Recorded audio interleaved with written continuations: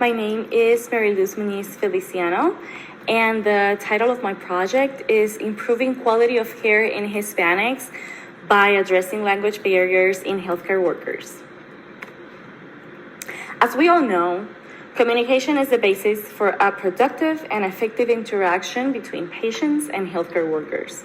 And that the United States is home to 60.5 million Hispanics, representing 18.5% of the general population. It has been reported that 28.4% of Hispanic have limited English proficiency, and patients with limited English proficiency can experience poor healthcare outcomes. Language barriers can affect the quality of care received by the patient due to miscommunication, and healthcare disparities are reduced when clinicians provide care in the patient's primary language. The purpose of this DNP project is to increase the number of certified bilingual healthcare workers to improve the Hispanic patient satisfaction score in the neurosciences unit of a hospital in the Mountain West subregion of the Western United States. As a Hispanic bedside nurse working in the U.S., healthcare disparity can be detected in hospitalized patients with limited English proficiency. And being the only bilingual nurse with Spanish as a primary language, there is a risk of work overload to help identify the basic needs of every Hispanic patient in the unit when the interpreters are not available. And poor patient outcomes and reduced healthcare access are related to inadequate communication support. The state of Colorado has 28.1% Hispanic in the general population. And the Hispanic population is a higher risk for obesity, asthma, and diabetes. They are also about 50% more likely to die from liver disease and diabetes, and 24% more poorly controlled high blood pressure. These type of conditions are chronic, detectable, treatable, and preventable. But the problem here begins with the lack of early medical attention, primarily due to the language barrier. There's a study in 2020 that showed that suboptimal health care is a risk presented by patients with limited English proficiency. And nurses or CNAs who can communicate in the patient's language can improve the patient experience. Virtual interpreters have been used to improve communication between patients and healthcare workers. Unfortunately, due to limitations, there might be times when an interpreter is not available when needed, and then in a hospital environment, nurses and CNAs are responsible for providing continuous care to the patients. This puts them in a position where clear and effective communication is needed between patient and the healthcare worker. Implementing a bilingual certification study guide for healthcare workers will improve communication in the patient's primary language. It will also increase the salary of the healthcare worker, and it will follow the hospital policy. Increasing the number of healthcare workers who speak Spanish with patients will allow patients to receive more centralized care in their primary language, limit the delay in care, and allow nurses and nursing assistants to self-assess and recognize when a professional interpreter is needed. Trained staff is an option to serve an immigrant population with limited English proficiency in large hospitals. And nurses specifically must emphasize communication skills and abilities and maintain effective and meaningful communication with patients. Clear and effective communication between the nurse and the patient is essential to achieve better outcomes. It will also limit hospitalization time, and it will meet the patient's basic needs. This quality improvement project was supported by the unit manager, the research nurse scientists, the healthcare workers, and it was approved by the Maryville University Internal Review Board. The search for the literature review was done primarily using the Maryville University Library Collection. Databases that were used included the Cumulative Index of Nursing and Allied Health Literature, PubMed, and EBSCOhost. And the research articles were grouped into 3 different categories. The first one is limited English proficiency. Here we can see that the language barrier is considered an obstacle in healthcare, since patients with limited English proficiency may receive a low quality of care, they are at risk of adverse outcomes, and participate less in decision making. Also, they would experience low quality care. The second one is increased bilingual staff. To improve the quality of care and patient-centered care, it is essential to increase the number of bilingual healthcare professionals. And although the need to increase the number of certified bilingual healthcare professionals can be perceived, there is a lack of studies related to that topic. The third one is healthcare disparity due to language barrier. And we can see that the language barrier can lead to poor quality of care. It would affect the ability to assess and meet the patient's need. It will create dissatisfaction and stress. Being linguistically responsible provides a foundation to decrease healthcare disparities, and eliminating the language barrier would improve patient-centered care.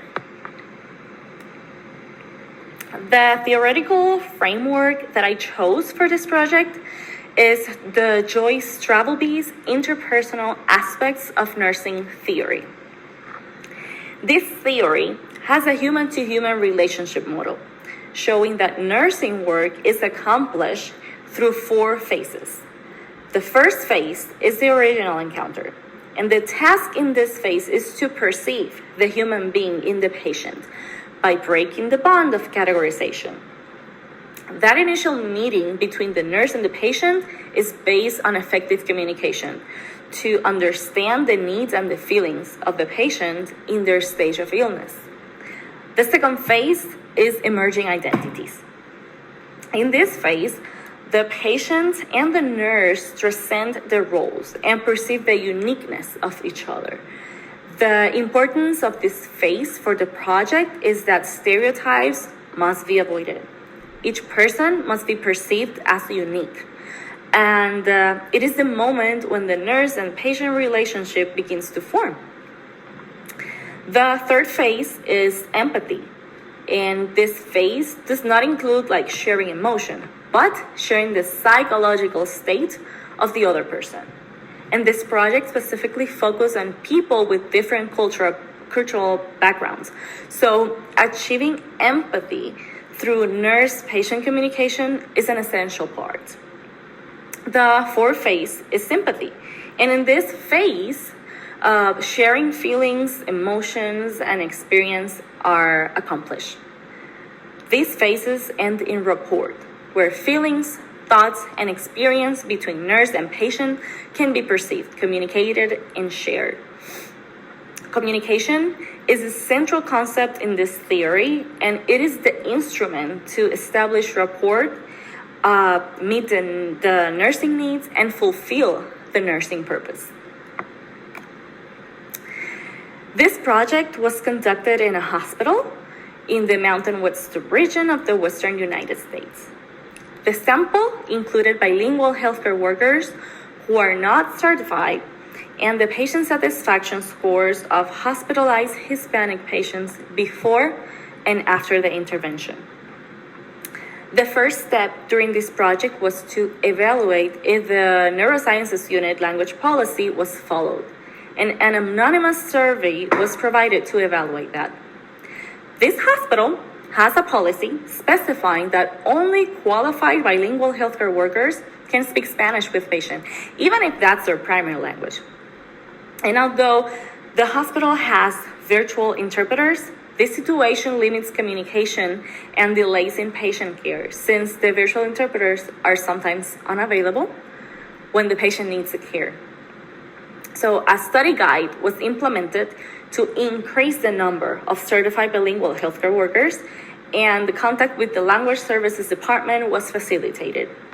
The study guide included the exam benefits, practice exercises on translating simple and complex sentences and medical terms.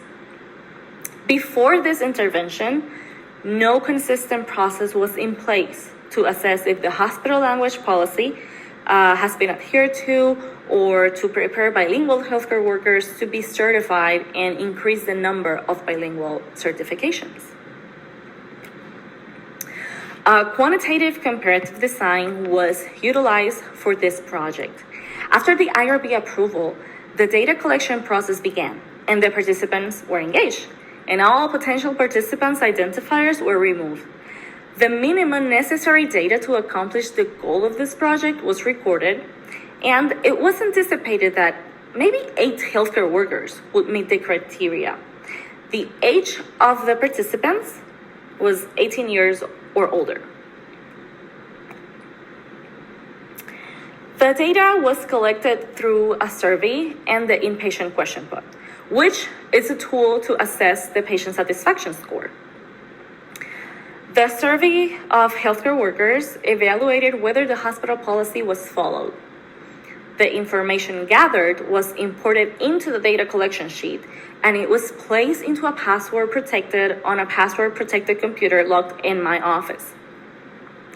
All confidential participants' identifiers were removed to ensure privacy, and the only possible risk during this project was a breach of confidentiality. However, it was minimal. Descriptive statistics were used to describe and summarize the data. During the intervention phase, the neurosciences unit had an average of 53 healthcare workers. The data collected was used to assess and evaluate if the language policy was followed via survey. Nominal data was used to evaluate the patient satisfaction score pre and post-intervention. Patient satisfaction score and response rate trend did not come from the same individuals, therefore the data points are not correlated. And a non-parametric statistical test was considered to determine the relationship between the two groups. Still, it was impossible to conduct due to the limitations on data availability, as only percentages were reported by the hospital. Utilizing the time period from January 2023 to August 2023, the data was collected via survey, patient satisfaction score, and response rate trends. The healthcare worker survey was collected in April 2023, and the intervention phase was completed from May to June 2023. The first patient satisfaction score and response rate trend were collected in January 2023, while the last patient satisfaction score and the response rate trend was collected in August 2023. The sample consisted of 9 bilingual healthcare workers who were not certified to speak Spanish to the Hispanic population between May and June 2023. No EMR review was needed for this project. Here we can see that pre-intervention, only 1 bilingual certified healthcare worker was in the unit. And then 3 certified bilingual healthcare workers post-intervention. We can also see here that Hispanic patient satisfaction score percentage was 66.7% pre-intervention, and that increased to 100% post-intervention. This project has some unintended consequences. In May 2022, I had to change the initial IRB proposal because this project was initially designed for non-bilingual healthcare workers, but the Language Services Department in the hospital refused to do that due to the language policy. Although the number of bilingual healthcare workers who met the criteria was approximately 13, only 9 decided to participate in the intervention phase. Unfortunately, 6 participants did not complete the intervention phase. And I proposed personally addressing every Hispanic patient in the unit with the inpatient question pod to measure the patient satisfaction score, but that was not permitted. Therefore, the number of patients who answered and returned the inpatient question pod was low. And here we can see how many healthcare workers passed the exam, failed the exam, resigned their position before taking the exam, and how many did not or decided to not take the exam. The primary finding of this project demonstrated an increase in the number of bilingual healthcare workers certified after the educational intervention. Unfortunately, not all the healthcare workers who met the criteria decided to participate, and not all participants completed the intervention phase. But it is important to increase that number to improve the quality of patient care. The second finding of this project demonstrated an increase in Hispanic patient satisfaction score. And although the Hispanic patient response trend was low, the patient satisfaction score increased from 66.7 to 100%.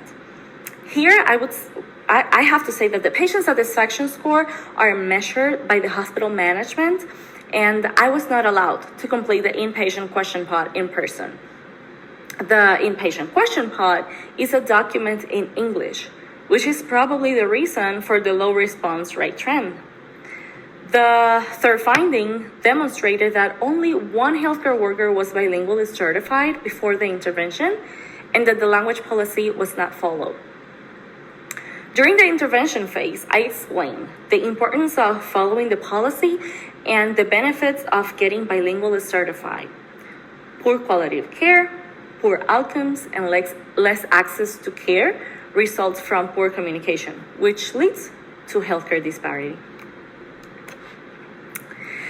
The strength of this project include improved communication, because having Spanish-speaking healthcare workers at the neurosciences unit can improve communication between them and the patients who only speak Spanish. And this can help ensure that Hispanic patients fully understand their diagnosis, treatment options, and discharge instruction.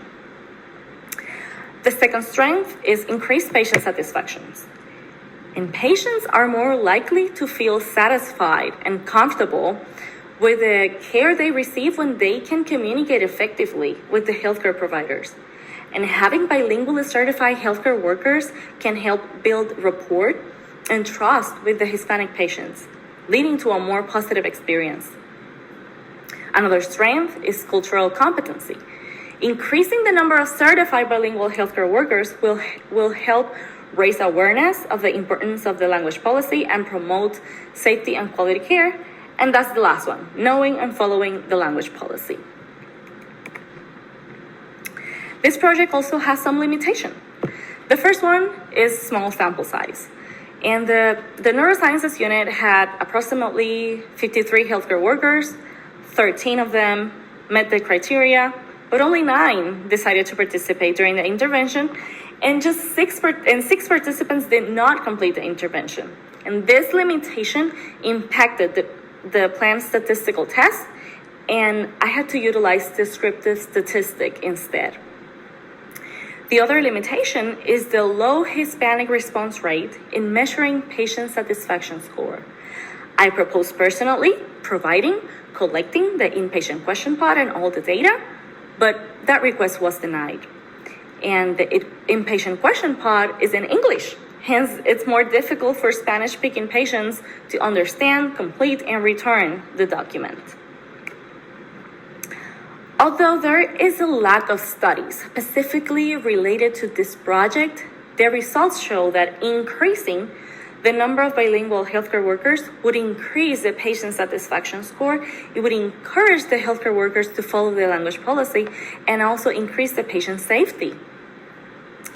The conclusion drawn from this DMP project is that promoting the language policy and aiding bilingual healthcare workers to get certified can increase the Hispanic patients' satisfaction and benefit the healthcare workers and the hospital in general.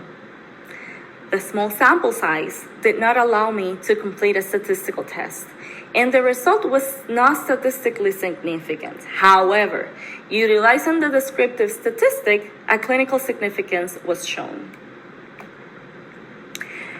This project contributes to future research on utilizing educational intervention as a strategy to increase the number of certified bilingual healthcare workers and improve Hispanic patient satisfaction scores, and this impact denotes progress towards reducing the disparity of care related to the language barrier. Increasing the number of certified bilingual healthcare workers through the policy initiatives would strengthen the healthcare system by promoting quality of care, safety, equity, and patient-centered care. And to provide the quality care in a timely manner, it is essential to have certified bilingual healthcare workers who can respond to Hispanic patients' needs. And in a multicultural setting, certified bilingual healthcare workers can facilitate safe communication, decrease medical errors. Also, certified bilingual healthcare workers can address linguistic and cultural needs following the hospital language policy. This project supported an educational intervention to increase the number of certified bilingual healthcare workers, which will contribute to better patient-centered care, address communication gaps, improve patients' communication, reduce the language barrier, provide monetary benefit to the healthcare workers, and the language policy will be followed. And the result of this project supports the educational intervention for healthcare workers to promote patient safety and increase Hispanic patient satisfaction. I would recommend that the Language Services Department promote more information about the benefits and the language policy and conduct an analysis to increase the number of certified bilingual healthcare workers in the hospital in general.